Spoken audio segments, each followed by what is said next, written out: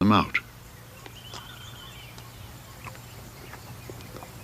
As a stem becomes bent, the chimp breaks off the end to make it work more efficiently.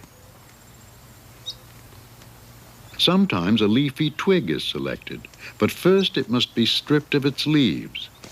In these actions, modifying natural objects for a specific purpose, the chimp is not only using, but actually making tools. It seems certain that this is a learned behavior, passed from generation to generation by watching and imitation. Flint does not yet know how to fish for termites, but already he imitates part of Flo's technique. Jane's proof that chimps make and use tools would rock the scientific world. Tool using always used to be considered a hallmark of the human species. When Louis Leakey first heard about tool using at Gombe, he got extremely excited and said, now we have to redefine man, redefine tool, or include chimpanzees with humans.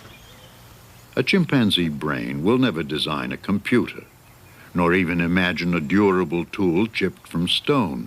But his brain is more similar to our own than is that of any other living creature. And surely it was thus that our distant human ancestors began, learning to master the natural world in the constant struggle to survive.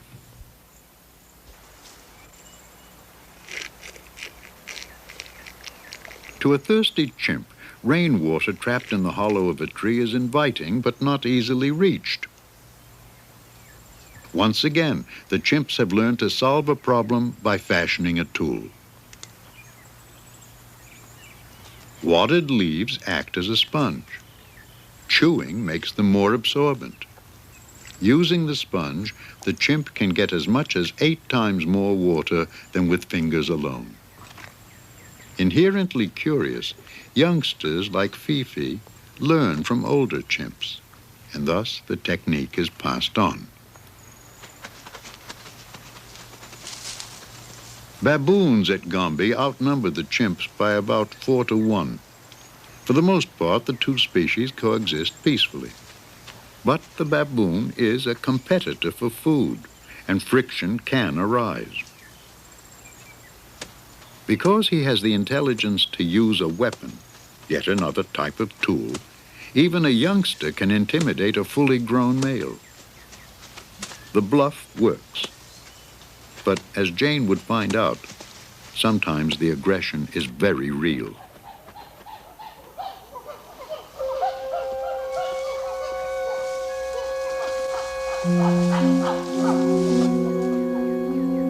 A young baboon has been captured and killed by a group of chimps, and they will feast on its remains. Jane's discovery astounded the scientific world. The chimp is not the gentle vegetarian we had thought, but, like humans, a formidable predator. Sometimes cooperating to hunt and stalk their prey, they also kill young antelope, bush pigs, and monkeys. For the most part, chimps eat meat only they themselves have killed. Indeed, a dead animal is often a puzzling sight. Right here. With Gombe's growing fame, visiting students and scientists became a regular part of the scene.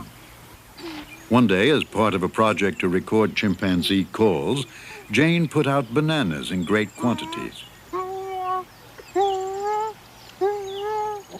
The result, an eruption of frenzied excitement, desperate begging, and violent aggression.